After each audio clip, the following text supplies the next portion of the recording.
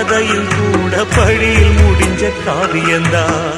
இருப்பதும் இறப்பதும் அந்த இயற்கையோட கையில, இருப்பதும் இறப்பதும் அந்த இயற்கையோட கையில. நான் மறைஞ்ச பின்னும் நிலைப்பது என் உயிர் எழுதும் கதையில. சந்திரனே சூரியனே நட்சத்திர நாயகனே, சந்திரனே சூரியனே நட்சத்திர நாயகனே.